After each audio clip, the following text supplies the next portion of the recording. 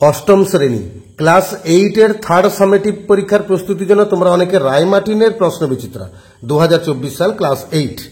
তো এই বইটাকে ধরে তোমরা অনেকে প্র্যাকটিস করছো। এই থার্ড সামেটিভের উপরে ইংরেজিতে যে পেজগুলো আছে আমরা সেই পেজগুলো একে একে আলোচনা করব।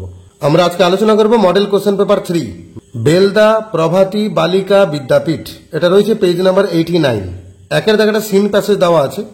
তো সিন প্যাসেজটা তোমাদের সকলেরই পড়া আছে, আমি আর পড়ছি না, মানে আর বলছি না, সরাসরি প্রশ্ন উত্তর আলোচনা করছি। একের দাগে what could the author remember so vividly, মানে বক্তা বা ন্যারেটর তিনি পরিষ্কার মনে করতে পারছেন, মানে বাল্যকালের স্মৃতির কোন কথাটা তিনি স্পষ্ট বা পরিষ্কার মনে করতে পারছেন। তার উত্তরে আমরা লিখব the narrator could remember vividly that he and his sister use to go racing with tricycles at enormous speeds down the middle of the road and took the cycles on 2 wheels at corners. মানে বক্তা পরিষ্কার মনে করতে পারছেন যে তিনি এবং তার দিদি তারা কিন্তু রেসিং করে, মানে প্রচন্ড স্পিডে ওই ট্রাইসাইকেলগুলোকে নিয়ে প্রচন্ড স্পিডে প্রচন্ড গতিতে রাস্তার একদম মাঝ দিয়ে, মানে মাঝখান দিয়ে তারা স্কুলে যেতেন। এবং যখনই কর্নার কিছু আসতো, রাস্তার মোড় টোড় আসতো, তখন তারা সাইকেলটাকে কাট করে নিত এবং 3 চাকার সাইকেলকে 2 চাকায় নিয়ে নিত। এটা ভীষণ একটা এক্সাইটিং ছিল ওনার কাছে। 2 এর দাগে আছে how did the author and his sister go to school. লেখক এবং তার দিদি তারা স্কুলে যেতেন কিভাবে। আমরা উত্তরে লিখব they went to school themselves with their tricycles. তারা স্কুলে যেতেন ওই তাদের যে নতুন নতুন ট্রাইসাইকেলগুলো ছিল সেগুলোকে সাথে নিয়ে। 3 এর দাগে why was it safe for tiny children to go to school tricycling in those days. তখনকার দিনে ওই ছোট ছোট বাচ্চাদের কাছে তো ওই ট্রাইসাইকেল মানে 3 চাকার সাইকেল নিয়ে স্কুলে যাওয়াটা ভীষণ নিরাপদ ছিল। কেন ছিল না, তখনকার দিনে রাস্তাঘাটে বেশি গাড়ি ফাড়ি ছিল না, ফলে রাস্তার মাঝখান দিয়ে সে 3 চাকার সাইকেল নিয়ে স্কুলে যাওয়াটা খুব একটা বিপজ্জনক ছিল না। আমরা এখান থেকে তুলব all this you must realise was in the good old days when the sight of a motor car on the street was an event and it was quite safe for tiny children to go tricycling and whooping their way to school in the center of the highway. তার মানে all this থেকে শুরু করে highway পর্যন্ত, all this থেকে শুরু করে highway পর্যন্ত ডট মারবে না, পুরো দেখে দেখে লিখবে। এটা 3 এর দাগের উত্তর। আর বি দাগে দুখানা ট্রু ফলস আছে। একে দাগে undoubtedly great excitement is the only thing that fascinates a 6-year-old girl. প্রচন্ড উত্তেজনা একটা 6 বছরের মেয়েকে আকৃষ্ট করতো। অ্যাকচুয়ালি 6 বছরের মেয়ে নয়, 6 বছরের ছেলে। এখানে বলা আছে 6-year-old বয়, 6-year-old গার্ল নয় কিন্তু, তাই আমরা ফলস বলবো। আর সাপোর্টিং তো চাইছে না, সাপোর্টিং দেওয়ার দরকার নেই। আর 2 এর দাগে the authors excitement centre around his new tricycle. লেখকের উত্তেজনা ছিল তার সেই নতুন 3 চাকার সাইকেলকে কেন্দ্র করে। অবশ্যই ঠিক, টি লিখব। আর সি দাগে দুখানা শব্দ খুঁজতে বলেছে, এই প্যাসেজ থেকে নিতে বলেছে সমার্থক শব্দ। একটা হিউজ, একে আমরা এনারমাস বলবো। এনারমাস মানে যা, হিউজ প্রকাণ্ড বড়, একই মানে শব্দটা এসব জায়গায় আছে। আর ক্লিয়ারলি মানে হচ্ছে ভিভিডলি, ভিভিডলি মানে পরিষ্কার স্পষ্টত, এসব জায়গায় শব্দটা আছে ক্লিয়ারলি। তাহলে আমরা দুখানা সমার্থক শব্দ সহজে প্যাসেজ থেকে পেয়ে গেলাম। 2 এর দাগে একটা পোয়েম দিয়েছে। পোয়েমটা অ্যাকচুয়ালি সামওয়ান বলে কবিতাটা, ওয়াল্টার ডে লা মেয়ারের লেখা কবিতা, ওই কবিতা থেকে নেওয়া হয়েছে। আমরা 3খানা এমসিকে উত্তর করব। Someone came knocking at the poet's door, knocking হবে। The poet looked left and right, বাম দিকে তাকালেন এবং ডান দিকে তাকালেন। There was no movement in the still dark night, সেই শান্ত অন্ধকার রাতে কোনো নড়াচড়া বা কোনো আনাগোনা কিছু ছিল না। দুখানা ট্রু ফলস দিয়েছে, টিএফ বলতে হবে, সঙ্গে সাপোর্টিং স্টেটমেন্ট দিতে হবে। The poet was not sure of knocking, এই যে দরজায় কেউ ঠকঠক করলো কিনা এই নিয়ে কবি সুনিশ্চিত ছিলেন না, কথাটা ভুল, তিনি সুনিশ্চিত ছিলেন। সাপোর্টিং হবে someone came knocking, I am sure sure sure, কেউ একজন দরজায় ঠকঠক করেছিল, আমি নিশ্চিত নিশ্চিত নিশ্চিত।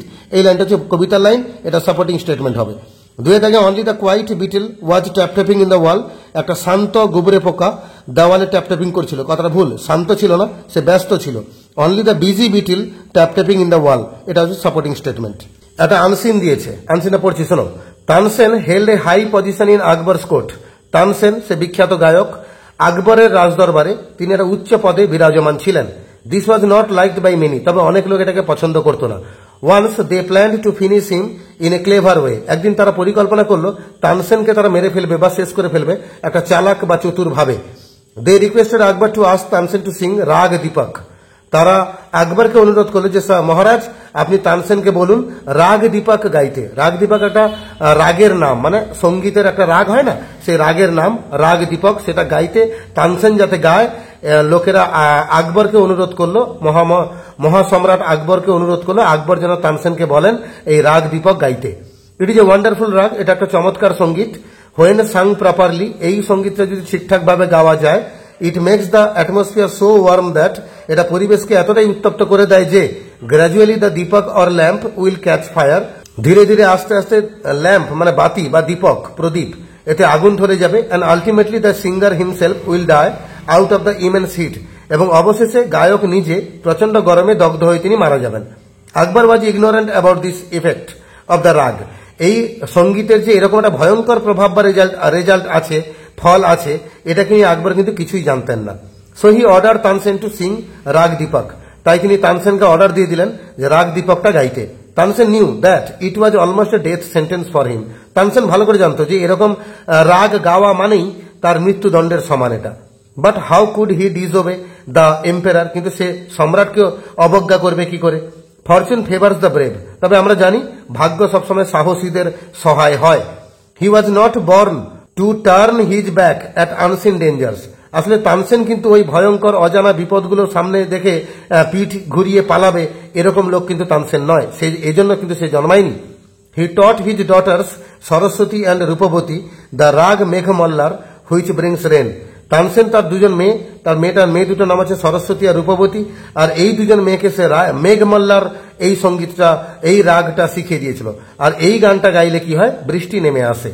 অন দ্যাট ফেটফুল ডে, আর সে ঘটনাবহুল দিনে, অ্যাজ তানসেন বিজ্ঞান দ্য আলাপ, তানসেন যেই সে রাগ দীপকটা গাওয়া শুরু করলো, দ্য এয়ার বিকেম ওয়ার্ম, বাতাস গরম হলো, as the tempo of the রাগ ইনক্রিজড, আর গানের সঙ্গীতের গতি যখন বাড়তে লাগলো, বার্ডস ডাইড, পাখিরা সব মারা গেল, people cried in horror as flames shot up everywhere, লোকেরা ভয়ঙ্কর বা লোকেরা প্রচন্ড ভয় পেয়ে গিয়ে চিৎকার করতে লাগলো, যেহেতু আগুনের শিখা সর্বত্র ছড়িয়ে পড়ছিল, এবং আনলিট ল্যাম্প বার্নড, এবং নিভে যাওয়া বা নিভে থাকা যে ল্যাম্পগুলো বাতিগুলো সেগুলো সব আগুন জ্বলে যাচ্ছিল। Tansen himself was gasping for breath, আর প্রচন্ড গরমে হাঁসফাঁস করছিল, নিঃশ্বাস নিতে কষ্ট ছিল তানসেনের। At that moment Saraswati and Roopvati began singing raga Meghmalhar, আর সেই সময় সরস্বতী আর রূপবতী তারা মেঘমল্লার এই সঙ্গীতটা গাইতে শুরু করলো। রেন কেম ডাউন, বৃষ্টি নেমে এলো, and everything was all right again, আবার সবকিছু সব ঠিকঠাক হয়ে গেল।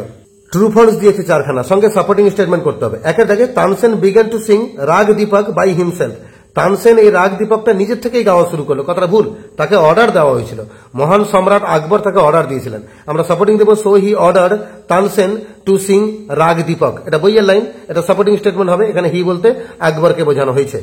দুয়ে দাগে if sung properly raag Deepak can warm the air and light lamps, যদি ঠিকঠাক ভাবে গাওয়া যায় তাহলে রাগ দীপক এই যে সঙ্গীতটা সেটা কিন্তু পরিবেশকে গরম করতে পারে এবং আগুন জ্বালিয়ে দিতে পারে। অবশ্যই ট্রু। সাপোর্টিং হবে হোয়েন সাং প্রপারলি থেকে শুরু করে ক্যাচ ফায়ার পর্যন্ত, লাইনটা কোথায় আছে খুঁজে দিচ্ছি।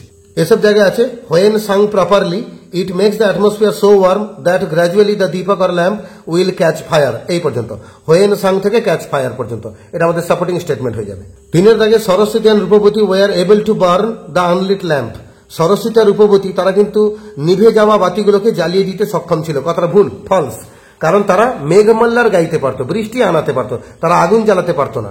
তাহলে হি টট হিজ ডটার্স থেকে শুরু করে ব্রিংস রেন পর্যন্ত, he taught his daughters Saraswati and Roopvati the raga Meghmalhar which brings rain, তাহলে হি টট থেকে ব্রিংস রেন পর্যন্ত এটা সাপোর্টিং স্টেটমেন্ট হবে। আর Tansen's high position in Akbar's court was appreciated by many people, Tansen যে আকবরের রাজদরবারে একটা উচ্চ পদে বিরাজমান ছিল এটা কিন্তু অনেক লোক প্রশংসা করতো, কথাটা ভুল, ফলস, অনেক লোক এটাকে পছন্দ করতো না। একদম প্রথম লাইনেই বলা আছে Tansen held a high position থেকে শুরু করে নট লাইকড বাই মেনি, একদম আনসিনের প্রথম লাইনে বলা আছে, এই লাইনটা হচ্ছে সাপোর্টিং স্টেটমেন্ট। ডট ডট মারবে না, দেখে দেখে পুরো বাক্যটা তুলবে। তারপর আমরা রিজন আর রেজাল্ট মানে কারণ দেওয়া আছে, তার ফল কি হয়েছিল বলতে হবে। তাহলে একের দাগে রয়েছে some people who dislike Tansen plan to kill him, কিছু লোকেরা যারা তানসেনকে পছন্দ করতো না তারা তাকে মেরে ফেলার পরিকল্পনা করেছিল। এর ফলে কি হলো না, তারা মহান সম্রাট আকবরকে অনুরোধ করলো যাতে আকবর তানসেনকে রাগ দীপক গাইতে বলেন। তার মানে দে রিকোয়েস্টেড থেকে শুরু করে দীপক পর্যন্ত তুলে দেবো, কোথায় আছে লাইনটা খুঁজে দিচ্ছি।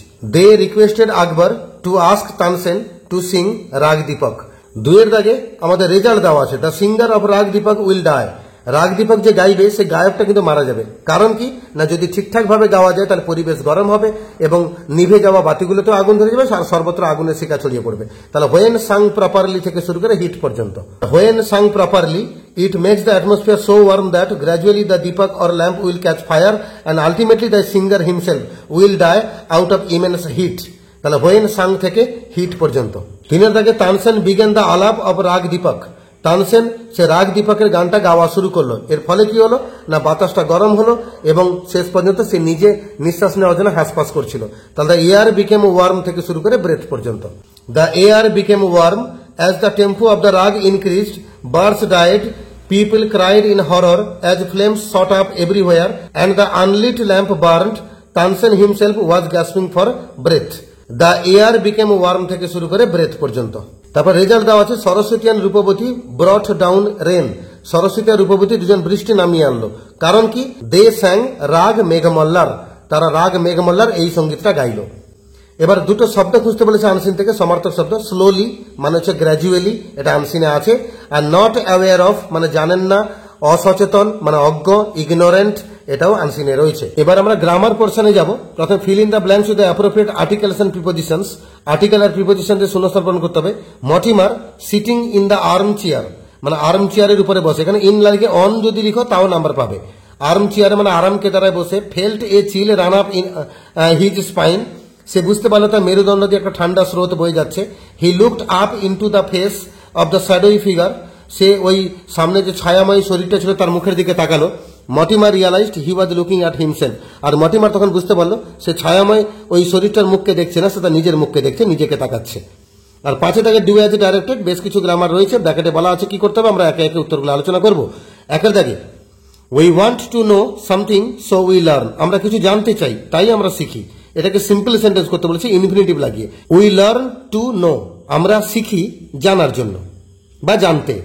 আর 2 দাগে there are some plants make a fence to save them, কিছু চারা গাছ আছে একটা বেড়া দাও সেগুলোকে বাঁচানোর জন্য, এটাকে ইনফিনিটিভ লাগাতে বলেছে। আমরা উত্তর লিখবো make a fence to save the plants. আর 3 দাগে the traveller dash for a few hours, এই যে ফর এ ফিউ আওয়ার্স বলেছে মানে আমরা প্রেজেন্ট পারফেক্ট কন্টিনিউয়াস টেন্সে চলে যাব। উত্তর হবে হ্যাজ বিন ওয়াকিং, এটা এই শূন্যস্থানে বসবে, has been walking. The clouds dash in the sky, এটাকে পাস্ট পারফেক্ট কন্টিনিউয়াস টেন্স ব্যবহার করতে বলেছে, মানে হ্যাড বিন লাগাবো, ভার্বের সঙ্গে আইএনজি লাগাবো। রাম্বল আছে, আমরা লিখবো হ্যাড বিন রাম্বলিং, এটা কোথায় লিখবো, এই ড্যাশে লিখবো। 5 দাগে do not tell a lie said the teacher, এটাকে ন্যারেশন করতে বলেছে, আমরা উত্তর লিখবো the teacher advised ADVISED advised not to tell a lie. 6 দাগে you said to me did you hear me, এটাকে যখন ন্যারেশন চেঞ্জ করবো তাহলে লিখবো you asked me if I had heard you, heard বানাম HEARD, হার্ড ইউ। 7 দাগে I take bread and butter for tiffin, এটাকে voice change করতে বলেছে, আমরা ব্রেড অ্যান্ড বাটারটাকে অবজেক্ট করে দেবো। তাহলে ব্রেড অ্যান্ড বাটার, আর এরপর তো আর বসে না, ইজ বসে, তোমরা সবাই জানো। তাহলে bread and butter is taken for tiffin by me. 8 দাগে রয়েছে her manners pleased me much, এটাকে ভয়েস চেঞ্জ করতে বলেছে, মিটা অবজেক্ট। উত্তর হবে I was pleased much with her manners, কারণ প্লিজড এর পরে বাই কখনো বসে না, উইথ বসবে এই জন্য। আর 9 দাগে কোশ্চেন আছে a servant who is faithful always serve his master, subordinate ক্লজটা খুঁজে বার করতে বলছে এবং কি ধরনের ক্লজ বলতে বলেছে। তবে এখানে হু থেকে শুরু করে ফেথফুল পর্যন্ত, মানে হু ইজ ফেথফুল, এটুকু হচ্ছে subordinate clause. Who is faithful এটা কি ক্লজ, অ্যাডজেক্টিভ ক্লজ। তো এমনি করে মডেল কোশ্চেন পেপার 3 যে ইংরেজিতে ছিল তার আমরা সিন আনসিন গ্রামার সহজে আলোচনা করলাম। এর আগে model question paper 1, model question paper 2 এর আলোচনা ভিডিও আমার চ্যানেলে আছে, ভিজিট করো, প্লেলিস্টকে ক্লিক করো, ক্লাস 8 এর ভিডিও বার করো, তোমাদের সমস্ত মডেলে আলোচনা ভিডিও তোমরা থার্ড সামেটিভের জন্য পেতে থাকবে। এর পরবর্তী মডেলের পেজগুলো দ্রুত আপলোড হয়ে যাবে। যারা নতুন আছে চ্যানেলটাকে সাবস্ক্রাইব করে রাখো, তোমাদের দরকারের সমস্ত ভিডিও তোমরা এখানেই পাবে।